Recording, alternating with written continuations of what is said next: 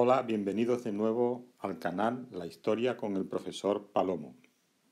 En esta ocasión, siguiendo con lo que es nuestra historia de Grecia, vamos a analizar lo que es el último periodo de la historia griega, conocido como la época helenística, ¿de acuerdo? Recordemos que a los griegos mismos se llamaban a sí mismos helenos, porque su patria era la Hélade. Y helenístico significa que los griegos van a entrar en contacto con otros pueblos orientales y van a hacer una mezcla de culturas griega y oriental, cuyo resultado va a ser pues una mayor prosperidad y riqueza cultural. Bien, esta época, la época helenística, comienza fundamentalmente con la figura de Alejandro Magno. Recordemos que los macedonios, Alejandro era el rey de Macedonia, los macedonios habían conquistado Grecia y el padre de Alejandro, Filipo, había conseguido unir a todos los griegos perdón, para plantearse la idea de poder atacar a los persas y liberar el territorio que los persas ocupaban en Asia Menor, donde se encontraban los antiguos griegos de Jonia, de Doria y Eolia, ¿vale? Entonces Alejandro va a ser conocido en la historia como Alejandro el Grande, por eso el nombre de Magno, y va a destacar sobre todo por la conquista del imperio persa, un inmenso imperio, como vemos aquí, donde todos los territorios que habían conquistado los persas estaban sometidos a su autoridad y todo lo que era la economía, la riqueza, la prosperidad beneficiaban fundamentalmente al rey de reyes, que se le conocía así al emperador persa. En este momento el rey de Persia era el rey Darío III y Alejandro, un joven de apenas 23 años, al mando de un pequeño ejército, apenas unos 35 o 40.000 soldados, macedonios casi todos, pues va a emprender la conquista de este inmenso imperio, ¿de acuerdo? En principio, el primer enfrentamiento que va a tener con los persas es nada más entrar en su imperio. Los gobernadores que se encontraban en Asia Menor, la actual Turquía, le van a presentar batalla. Es una pequeña batalla, podemos decir, puesto que los persas reúnen aproximadamente la misma cantidad de soldados que tenían los macedonios. En esta ocasión, Alejandro pues pone en marcha lo que es su plan de ataque. Fijaos cómo la mayor parte del ejército griego o macedonio era la falange, eran los soldados de infantería pesada con sus largas lanzas que se presentaban junto a lo que era el ejército enemigo. La idea de la estrategia de Alejandro es mover lo que es la caballería pesada en esta dirección y una vez que ha conseguido sobrepasar al ejército enemigo, actuar como una especie de pinza, de tal manera que la falange sería como una especie de yunque que haría de parapeto, digamos, y la caballería pesada dirigida por Alejandro sería como una especie de martillo y de esa manera destruir a lo que serían los ejércitos enemigos, ¿de acuerdo? Esta batalla va a ser un enorme éxito para Alejandro, puesto que prácticamente apenas tuvo bajas y consiguió derrotar a los persas. Una vez derrotados los persas, el objetivo de Alejandro va a ser liberar a todo el territorio griego. Veis aquí toda esta zona, que es la zona de la colonización griega. Aquí es donde vivían los griegos que estaban sometidos a los persas, y lo que va a hacer Alejandro es recorrer toda la costa y va a ir liberando a lo que son las ciudades griegas, ¿de acuerdo? Estamos en el año 334, cuando acaba el año, llega el invierno, necesita lo que es invernar, necesita acampar para pasar el invierno y decide hacerlo en la capital de este territorio, de Frigia, que se llama Gordium, ¿vale?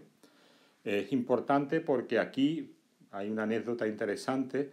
Alejandro va a esperar que lleguen sus refuerzos desde Grecia y en esta ciudad se encontraba un carro real con un tiro y un nudo muy complicado que los sacerdotes de la ciudad de Gordium decían que aquella persona que fuera capaz de deshacer el nudo y de liberar el carro, pues sería el dueño de toda Asia. Alejandro, hay varias versiones, pero dicen que la forma que tuvo de deshacer el nudo fue cortarlo con su espada. De esa manera, él dijo que no importaba la manera en que se consiguiera, pero de alguna manera todo el mundo empezó a estar convencido de que realmente Alejandro podría llegar a conquistar Asia. Cuando él acaba de pasar el invierno, en la primavera del 333, llega a lo que es, atraviesa lo que son, digamos, las montañas del Tauro y se adentra en Siria, donde le está esperando ya el rey de los persas, Darío, con un inmenso imperio. Se dice que incluso llegaron a ser 600.000 soldados los que se presentaron frente al ejército de Alejandro. Fijaos en el diseño de la batalla que se vuelve a repetir. Alejandro va a colocarse con su caballería y va a forzar lo que es el avance, mientras que el ejército de infantería, la falange, va a hacer la misma estrategia de atacar a los persas. Recordemos que los persas eran un inmenso imperio y que todos los pueblos que estaban sometidos a ellos les tenían que ayudar en las guerras. Por eso veis que en el ejército persa también hay griegos que habían sido pagados por el rey persa para que lucharan a su favor. Es lo que se llaman los mercenarios. ¿De acuerdo? Entonces en el ejército ni todo el ejército de Alejandro eran macedonios, porque también había muchos griegos enrolados en él, y luego más adelante también incluso persas, ni tampoco todo el ejército persa era por supuesto solamente de esa nacionalidad. Todos los pueblos que habitaban en el imperio colaboraban, incluso pagaban para que hubiera mercenarios que les ayudasen. Bien, esta batalla va a ser una batalla visto y no visto, porque Alejandro va a iniciar las operaciones, y en cuanto el rey Darío ve que sus tropas no resisten, hay que recordar que son tropas en muchos casos obligadas a luchar, no tienen el interés ni el fervor que podrían tener los griegos o los macedonios, pues en cuanto Darío vio que la batalla se torcía, en los primeros enfrentamientos decide huir. Y eso es una señal para todo su ejército de que si el rey ya considera que está perdida la batalla, pues ¿para qué vamos a continuar? Entonces aquello fue un sálvase quien pueda. Y todo el mundo intenta huir y Alejandro consigue una gran victoria, hasta el punto de que incluso la tienda real donde estaba la mujer, los hijos y la madre del rey Darío, pues cae en su poder y los captura como prisioneros. ¿De acuerdo? Una vez conseguido la derrota de Darío en lo que es el comienzo, digamos, de lo que es la campaña del año 333, Darío huye hacia Persia, pero Alejandro no le persigue. Esto es una cosa muy importante que hay que tener en cuenta. Alejandro necesitaba, al ser un pequeño ejército en un territorio tan inmenso, necesitaba tener siempre cubierta su retaguardia, y él sabía que el gran peligro que él podía tener en su conquista de Asia o del imperio persa era la posibilidad de que la flota persa, que era muy numerosa y potente, pudiera atacarle en su retaguardia, o incluso pudiera dirigirse a Grecia y animar a las ciudades griegas a que se sublevaran contra Alejandro, con lo cual Alejandro se vería obligado a volver a Grecia y abandonar su proyecto de conquistar el imperio persa. Por eso Alejandro, una vez que ha derrotado a Darío, no le sigue, sino que va a ir recorriendo toda la costa del Mediterráneo, va a ir bajando desde Isos, donde había sido la batalla, desciende hacia Fenicia. Los fenicios eran unos excelentes navegantes, su flota era el núcleo de la flota persa, y Alejandro se empeña en conquistar la ciudad más potente de Fenicia, que es Tiro. Tiro era una ciudad que estaba en una isla, estaba muy bien protegida, sus murallas tenían más de 50 metros de altura, se consideraba inexpugnable, es decir, no se podría conquistar nunca, pero Alejandro va a utilizar armas de guerra y de asedio, unas ballestas especiales que disparaban unos proyectiles potentísimos y que a lo largo de 7 meses va a conseguir ir destruyendo los muros de la ciudad hasta que finalmente la conquista y la arrasa, la incendia y la destruye por completo. Una vez vencida la oposición de esta ciudad, pues Alejandro continúa hacia el sur, llega a Judea, que le considera un libertador porque les va a asegurar o les va a permitir llevar a cabo su propio culto, su propia religión, y por fin llega a Egipto. Egipto prácticamente Alejandro no tiene que conquistarlo, sino que le abrió las puertas también considerándole un libertador. Alejandro va a visitar la capital, la antigua capital, Menfis, va a fundar una nueva ciudad, una nueva capital, Alejandría. Todas las ciudades que funda Alejandro les va a poner su nombre, esta sería Alejandría de Egipto, y es interesante también que en su tiempo de estancia en Egipto visite un oasis que está al oeste de Egipto, el oasis de Shiva, donde se va a encontrar con un oráculo, el oráculo del dios Amón, que le va a nombrar hijo del dios Amón. Entonces en Egipto, a partir de este momento, a Alejandro no solo se le va a ver como el conquistador de Asia, sino también se le va a considerar un dios viviente, al estilo de los antiguos faraones de Egipto. ¿De acuerdo? Bien, una vez controlado todo lo que era la costa mediterránea, asegurada su retaguardia, Alejandro decide emprender lo que es la lucha y la conquista de la propia Persia, de la Mesopotamia y Persia. Y cuando llega a Mesopotamia se encuentra nuevamente al rey Darío, que ha conseguido reconstruir su ejército, que ha vuelto a reclutar a nuevos soldados y enfrenta en lo que es una localidad que se llama Gaugamela, cerca de otra localidad que se llama Abdela, se enfrenta el ejército del rey Darío, el ejército persa, con el ejército de Alejandro. En esta ocasión, Darío estaba convencido de que podría conseguir la victoria porque va a utilizar una enorme cantidad de carros de combate que llevan unas hojas adheridas a lo que son las ruedas que barrerían a la infantería y destrozarían a los soldados sin ninguna posibilidad de defensa. Alejandro vuelve a utilizar la misma estrategia y como el ejército persa es muchísimo más numeroso y puede llegar a rodearle, Alejandro lo que va a hacer es movilizar a su caballería, la dirige hacia el extremo, cuando puede gira por completo y se dirige directamente a donde está la tienda y la posición de Darío. Curiosamente, vuelve a reproducirse el mismo problema que habíamos visto en la batalla anterior de Iso.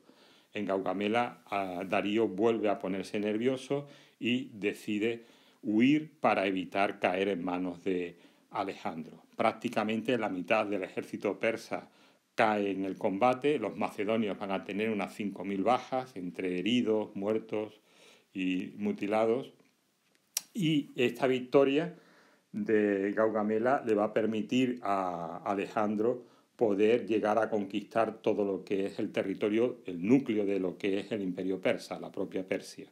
De tal manera que una vez derrotado en Gaugamela, pues si os fijáis aquí en el mapa, vais viendo cómo el rey Alejandro va en dirección a lo que es Babilonia, entra en la primera capital, digamos, del imperio persa, que era Babilonia. Babilonia le abre las puertas, no le presenta ninguna resistencia.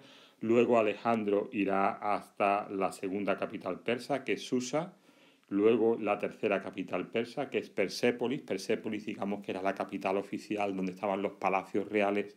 Y Alejandro, en venganza, habían pasado ya casi 200 años, pero en venganza por el incendio que Jerjes había hecho de la ciudad de Atenas, pues ahora él decidió incendiar los hermosos palacios persas, destruyendo todo lo que era esos palacios. Y por último, la cuarta capital persa, que sería Ecbatana. Gracias a todas estas conquistas, pues Alejandro consigue controlar lo que es la capital y el núcleo de lo que era la el territorio de Persia. Lo que ocurre es que Alejandro persigue a lo que es Darío, intenta capturarle para así poner fin a la guerra y conquistar todo su imperio, pero Darío va huyendo y Alejandro, en la medida en que va avanzando, pues va también haciendo frente a las dificultades de la campaña. Hay cada vez más resistencia por parte de los enemigos, de los persas, que son buenos guerreros. También hay rebeliones, hay conspiraciones. Incluso él, en una fiesta, termina asesinando a uno de sus lugartenientes, un amigo suyo, Clito, con lo cual Alejandro se va sintiendo cada vez más solo, pero más convencido de que tiene que seguir a Darío y conquistar lo que es el resto del imperio. Eso hace que a partir del año 327 Alejandro abandone Persia y se dirija a conquistar lo que es el Asia Central. El rey Darío había sido asesinado por un lugarteniente suyo, Besos, que se había autoproclamado nuevo rey de Persia, y en esta ocasión ya Alejandro combina en su ejército a tropas persas fieles a él con tropas macedonias y se dirige hacia lo que es el corazón del Asia Central para intentar conquistarlo y lograr también expandir lo que es su dominio sobre ese territorio. En esta ocasión, concretamente en la zona de Bactria, va a casarse con una princesa de esta zona que se llama Roxana, que después le daría un hijo, un heredero. ¿De acuerdo? Y en todo este recorrido pues sigue fundando ciudades y abriendo camino a lo que es el comercio. Hay que tener en cuenta que los emperadores persas habían acumulado una inmensa cantidad de riquezas en sus palacios, tenían tesoros enormes, pero no habían hecho nada con toda esa riqueza. Alejandro decide poner todo ese oro y plata en circulación, abrir vías comerciales, contactar con otros pueblos, negociar y enriquecer, hacer prosperar, y para eso eran necesarias las ciudades para que sirvieran de lugares de comercio, ¿de acuerdo? Entonces él crea, por ejemplo, una Alejandría, que es la actual Herat, otra que se llama hoy en día Kandahar, también otra que es Kabul, etc. Es decir, las principales ciudades de esta zona del Asia Central fueron en gran medida, tienen un pasado de haber sido fundadas por Alejandro Magno. Cuando está en Asia Central, él decide continuar su expedición y ya olvidándose de lo que es el imperio persa, que ya lo tenía controlado, él decidió llegar hasta el final de Asia, conquistar todo lo que le restaba del continente asiático. Los griegos pensaban que Asia se acababa en la actual India, en donde terminaba lo que era el río Ganges, y Alejandro va a llevar sus tropas a cruzar primero el río Indo y pretendía conquistar todo lo que era la India. Nada más cruzar el Indo y enfrentarse a los hindúes se va a dar cuenta de que la resistencia es mucho mayor que la que había tenido con anterioridad y que concretamente un rey indio del norte de la India, del Punjab, un rey que se llama Poros, le va a presentar batalla junto a lo que es un río que se llama Hidaspes. Por primera vez en esta batalla Alejandro se va a tener que enfrentar con elefantes, cosa que hasta ahora los griegos nunca habían visto en batalla. Lo que ocurría con los elefantes es que solamente su olor producía en los caballos del ejército un enorme desconcierto y temor. Y Alejandro, para poder frenar la influencia de los elefantes, pues va a utilizar el fuego, las antorchas, y va a intentar de alguna manera desestabilizar a los elefantes de guerra para precisamente poder vencerlos. Finalmente Alejandro derrota al rey Poros. Es tal el empeño y la valentía de este rey que Alejandro terminará convirtiéndolo en su aliado y le dará la autoridad sobre todo el territorio indio que él había conquistado. El problema es que los soldados macedonios llega un momento en que ya se cansan de continuar luchando y guerreando contra tribus que presentan una feroz resistencia y que hacen que Alejandro incluso sea herido en una ocasión en un hombro, en otra ocasión en el tobillo, y los soldados también cansados de las constantes lluvias, recordemos que la India es un país muy húmedo cuando llega el verano con los monzones, pues deciden plantarse y no continuar con la campaña. Alejandro estaba empeñado en continuar adelante, pero se da cuenta de que su ejército está cansado, está extenuado y necesita regresar, con lo cual deciden bajar lo que es el río Indo y proceder al regreso. En vez de llevar su ejército compacto de regreso, va a dividirlo como en tres pequeños ejércitos, uno que va a ir por el centro de Asia, al frente pone a uno de sus generales, Cráteros, otro que crean una flota y lo llevan por barco rodeando lo que es el mar, la costa, que sería dirigido por Nearco, y luego el grueso del ejército que él dirige a través de la zona de Gedrosia, que es un territorio desértico donde van a pasar una enorme necesidad y van a morir muchos de sed y de hambre, ¿vale? Cuando él regresa a Persia, pues tiene que poner orden en todo lo que había sido su tiempo de ausencia, porque muchos gobernadores se habían extralimitado en su autoridad o habían, por ejemplo, expoliado la tumba del rey Ciro, cosa que a él le desagradó muchísimo. Y nada más volver, cuando él vuelve a Babilonia, se va a encontrar una situación difícil. En un momento dado, él tiene ya 33 años, va a enfermar. Según una tradición, él enferma de fiebres del Nilo, o hay gente que piensa que podía ser la malaria. Y también hay otra tradición que dice que no es que se enfermara, sino que fue envenenado por uno de sus generales, por Casandro. En cualquier caso, su agonía va a ser muy rápida y en muy poco tiempo va a terminar muriendo. Alejandro había creado un inmenso imperio, como podemos ver, que cubría pues prácticamente todo lo que era el oeste de Asia. Fijaos cómo el territorio de Alejandro tenía una base en Egipto, en África, pero también todo lo que era la zona de Grecia y todo lo que es la actual Turquía y todo lo que es Siria, todo lo que es Irak, todo lo que es Irán, todo lo que hoy en día es Afganistán, Pakistán, todo eso era el inmenso imperio de Alejandro. Pero curiosamente Alejandro no había dejado a nadie como su sucesor. En principio Alejandro no tenía ningún heredero legítimo. Su esposa Roxana había quedado embarazada justo antes de que él muriera y de ahí nacería un heredero. Pero en principio no tenía ningún heredero directo. Y eso va a hacer que sus generales, pues en un principio, acepten que hay que esperar a que el heredero, el hijo de Alejandro con Roxana, que también se va a llamar Alejandro, pues esperar a que creciera. Y va a haber como una especie de regente. Pérdicas, uno de sus generales, va a ocupar ese cargo durante 2 años hasta que finalmente fue asesinado, y una vez asesinado el regente, pues los generales de Alejandro se van a enfrentar entre sí para intentar cada uno quedarse con una parte del imperio. Ahí tenéis los principales generales, está Casandro en Grecia y Macedonia, Lisímaco en un territorio que se llama Tracia, Antígono el Cíclope, porque solo tenía un ojo, que ocupa todo lo que es Siria y Asia Menor, Ptolomeo, que ocupa Egipto, y Seleuco, que ocupaba Macedonia, o sea, Mesopotamia y lo que era la Asia Central. ¿De acuerdo?